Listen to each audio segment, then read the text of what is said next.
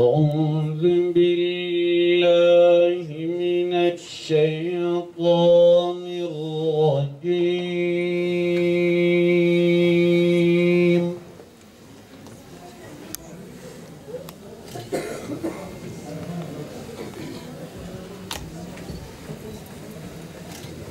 بسم الله الرحمن الرحيم. والضحى والليل إذا سجى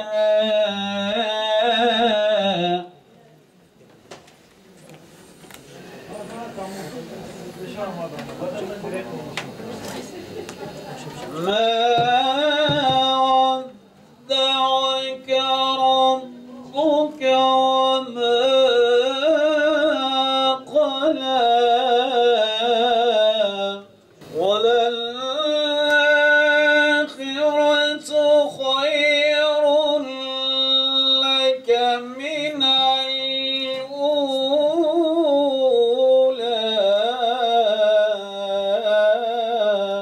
ولسوف يعطيك ربك فترضى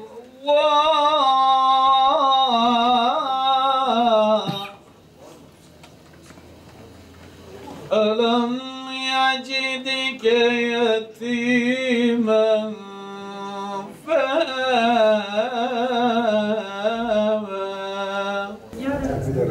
Selam aleyküm.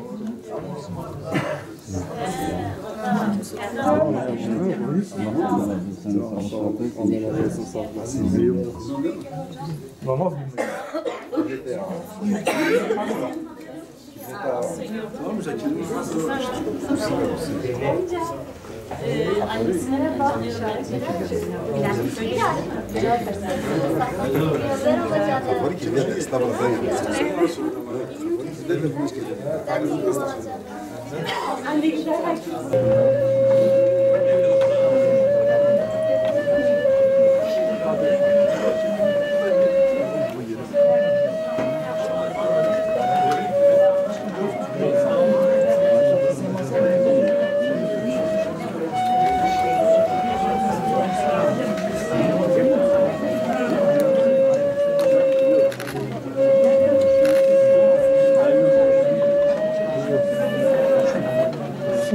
KP 600 02 KP 600 aracın alınması gerekiyor.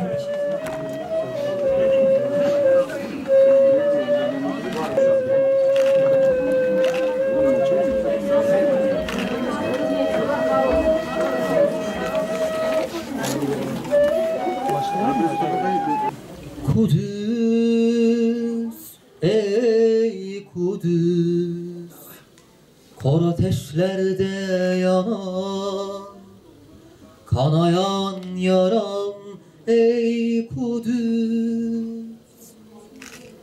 Kudüs, ey Kudüs, kor ateşlerde yanan, kanayan yaram, ey Kudüs.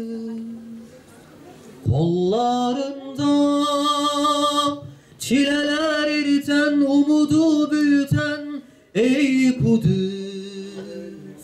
Ellerinde acıyı yoğuran, sevdayı doğuran, ey Kudüs.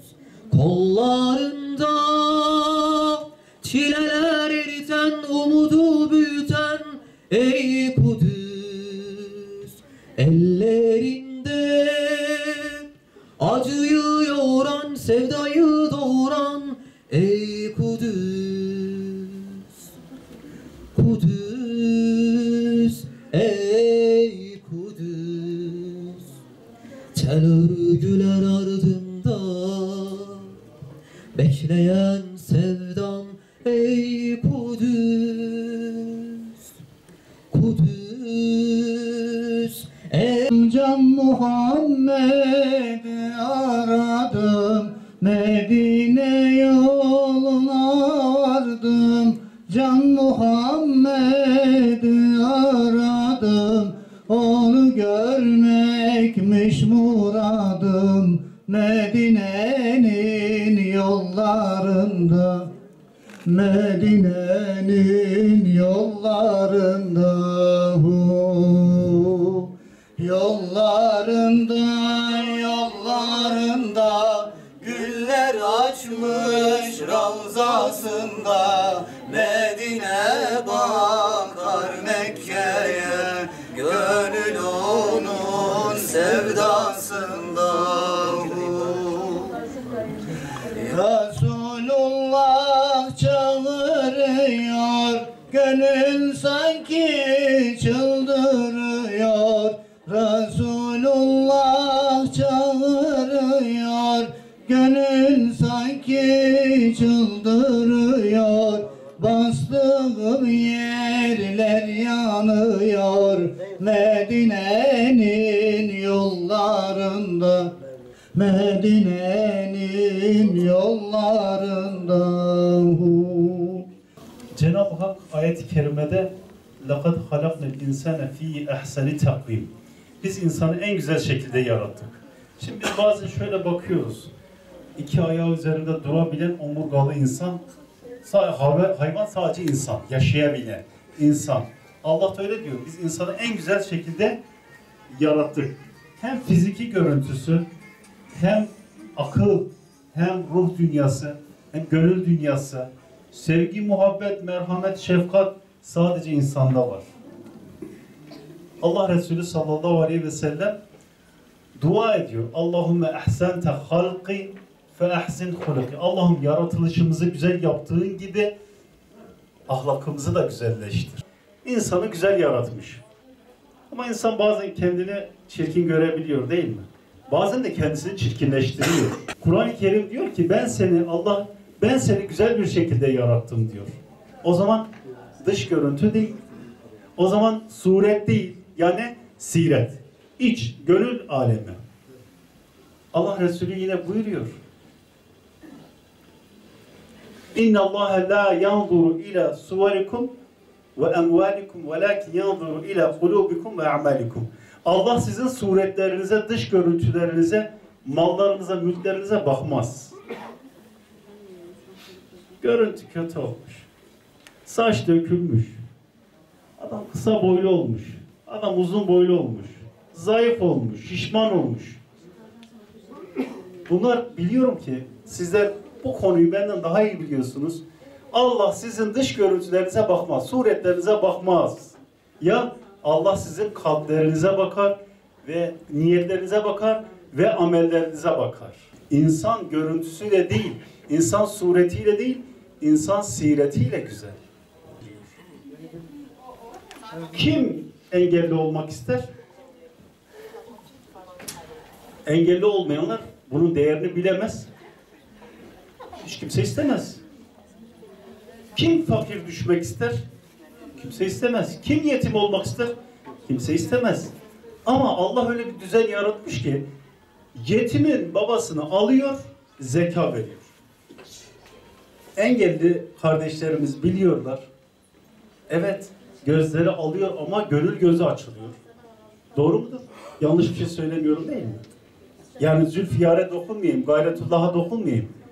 Yani biz bazen gözümüz, kulağımız, elimiz, ayağımız sağlam olduğu halde biz çoğu nimetten habersiziz. Ama sizler bu nimetleri biliyorsunuz. Rabbim inşallah nimetlerin farkında olan insanlardan eylesin bizi. Allah Resulü'nden, Allah Resulü'nün etrafındaki o sahabe-i güzelden, seçilmiş insanlardan da engelli kardeşlerimizin varlığından, hayatından bahsettim. Abdullah bin Ümmü Mektum. Gözleri görmüyor. Ama gönül dünyası bizimkinden daha fazla aydınlık.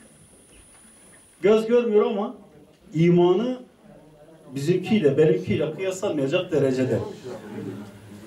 Abese suresinin inmesine sebep olan, sebebin üzerine sebep olan Abdullah bin Ümmü Mektum geliyor, ya Resulallah diyor, benim diyor gözlerim görmüyor, ben mescide gelmezsem izin verir misiniz? Mescide gelmesem. Allah Resulü olmaz diyor. Geleceksin. Çoğu sahabi ya Resulallah biz yürüyemiyoruz. Mesela Amr bin Cenuh diyor ki ben savaşa gelmek istiyorum. Ayakları rahatsız, Allah Resulü gelme diyor. Ama Abdullah bin Ümmü Mektum'a da mescide gel diyor. Çünkü evinde oturmasın. Evinde oturursa bunalıma girer, sıkıntıya girer. Ama camiye gelirse, mescide gelirse insanlara karışır. İnsanlarla bir ünsiyet oluşur. Allah Resulü engelliler kendi böyle inzivaya çekilmelerini istemiyor. Kendi köşelerine çekilmelerini istemiyor. Allah Resulü buna izin vermiyor yani. Onun için Abdullah bin Ümmü Mektum hayır diyor. Mescide geleceksin. İnsanlarla beraber, cemaatle beraber camide namaz kılacaksın diyor. Yüzlerce engelli var. Allah Resulü'nün hayatında, yanı başında, komşusu, dostu, akrabası, kayınpederi, kaynı, engelli. Abdullah bin Abbas hayatının sonunda biliyorsunuz ünlü müfessir gözlerini kaybediyor. Abdullah bin Abbas. Evet. Sa'd bin Ebu Vakkas hayatının sonlarına doğru gözlerini yitiriyor. Cenab-ı Hakk'ın imtihanı. Ben şimdi imtihanı size anlatacak değilim. İmtihanı zaten siz yaşıyorsunuz. Ben bu hadsizliği yapmam. Ya bu bir imtihandır falan demem yani. Sizin imtihanınız onunla, bizim de imtihanımız Allah'ın vergisiyle. Biz gözlerimizi kullanamadığımız zaman ahiret yurdunda değil, bu dünyada da aynı şekilde Allah'ın vermiş olduğu nimetlerden dolayı hesaba çekileceğiz. Ben bunun farkındayım. Eğer gözleri gördüğü halde, ayakları tuttuğu halde, ellerinde güç kuvvet olduğu halde halen Allah'ın kendisine nimet vermediği insanlar gibi davranırsa bir insan, asıl engel odur. Asıl kabahat odur. Abdullah bin Ümmü Mektum geliyor, ya Resulallah beni Medine'ye gönderir misin diyor. Gözleri görmüyor ama ya Resulallah beni Medine'ye gönder, ben gidip Medine'de İslam'ı anlatmak istiyorum diyor. Allah Resulü onu Musab bin Umeyr ile beraber Medine'ye gönderiyor. İlk öğretmenlerden. Göz görmüyor ama gönül istiyor. Diyor ki ben İslam'a, ben dinime, ben davama, ben insanlığa bir fayda sunmak istiyorum. Gaddar olan, canavar olan o insanlara gidip rahmeti, merhameti, şefkati, Kur'an'ı öğretmek istiyorum diyor. Allah Resulü'nden her defasında böyle cihat ayetleri gelince, savaş ayetleri gelince Allah Resulü'ne geliyor, ya Resulullah diyor. Ben de savaşa gelmek istiyorum. Allah Resulü olmaz diyor. Ve Allah Resulü onu 13 kez kendisine vekil olarak tayin etmiş. Bunu unutmayalım.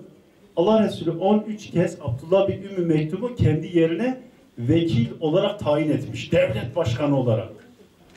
Şehir reisi olarak. İslam dediğimizde bütün insanlığın haklarını, hukukunu koruyan, bütün insanlığa insan olduğu için, sadece insan olduğu için değer veren bir din. Her defasında geliyor, ya Resulallah ben de sizinle savaşa gelmek istiyorum. Allah Resulü hayır olmaz diyor. Kendi yerine vekil bırakıyor. Hazreti Ömer döneminde geliyor. Ey Ömer, ben de savaşa gelmek istiyorum. Kadisiye Savaşı. Ben de savaşa gelmek istiyorum. Hazreti Ömer böyle tebessüm ediyor. Ya sen orada ne iş yapacaksın diyor. Hani ama bir insan savaşta ne iş yapabilir? Kılıç sallayamaz. İşte at koşturamaz. Değil mi? Yemek yapamaz. Yaralılara bakamaz. Ama bir talebi var Ömer'den. Hazreti Ömer'den. Ey Ömer ben de gelmek istiyorum. Ne iş yapacaksın? Abdullah bin Ümmü Mektum. Kendisi cevap veriyor.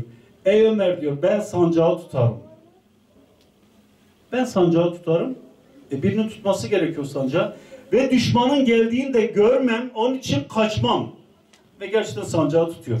Hepimizin yapacağı bir iş var. O Allah'tansa ve biz de bunu kabul edeceğiz. Biz bununla hayatın huzurunu yakalamaya gayret göstereceğiz. Allah'tan gelen baş göz üstüne, ala ras vel ayn, başımızın ve gözümüzün üstüne. Rabbim inşallah vermiş olduğu o sıkıntıyla bizi bu dünyada şöyle, o vermiş olduğu hastalıkla, sıkıntıyla, gamla, kederle bizim günahlarımıza kefaret kılar. Ve bizleri anne babalarımıza, evladı yalimize şefaatçi eyler. Müslümanın başına gelen gam, keder, üzüntü, sıkıntı, uykusuzluk hali hepsini sıralıyor Allah Resulü. Günahına kefarettir diyor. Hatta müminin ayağına, Müslümanın ayağına bir diken batsa Allah o batan dikenin acısına karşı bir kefaret olarak günahını siler diyor. Rabbim inşallah günahlarımıza kefaret kılsın çektiğimiz sıkıntıları. Şu anda 70 yaşındayım. %100 görme engelliyim. Bu kabartma Kur'an kursuna gitmemin sebep olan Zeliha Hoca'ydı. Bir gün dolmuşta karşılaştık. Selam verdi, merhaba ettik, ayrıldık. İkinci gün, yani 2-3 ay sonra tekrar dolmuşta karşılaştık. Dolmuş çok kalabalıktı. Kalktı bana yardım verdi, teşekkür ettim. Bana orada bir tekke verdi, bu ufak hediyem olsun dedi. Ben dün dedi İmre'den geldim dedi. 11 kişi engelli götürdüm dedi. Ve 3. defa tekrar dolmuşta yine karşılaştık. 3 defa dolmuşta karşılaştık. Sonra dedi ki amca sen ne yapıyorsun, ne diyorsun dedi. Vallahi hep oturuyorum, şey yapıyorum. Ya da engelli kurslarımız var dedi. Gelir misin falan dedi. Dedim ben gelemem, gidemem. Beni evden alan yok, getiren yok, götüren yok. Biz dedi arınızı götürürüz seni dedi. Ve nihayet bir gün Ümit Hoca'ya bizi tanıştırdı. Dolmuş servis geldi, beni aldı. O günden bugüne kursa gidiyorum. Kurslar çok güzel, çok hoş. Değerli arkadaşlarım var, değerli hocam var. Ben bu kursa gelenin yegane senedi Zeliha Hoca sebep oldu. Allah razı olsun diyorum. Ve kurstan çok memnunum. Bundan sonra da devam etmeye çalışan engelli arkadaşlarımız, evden kalan arkadaşlarımız, görme engelliler gelsin Kur'an kursunu öğrensinler. Kabartma Kur'an kurslarının öğrenmede yanları vardır.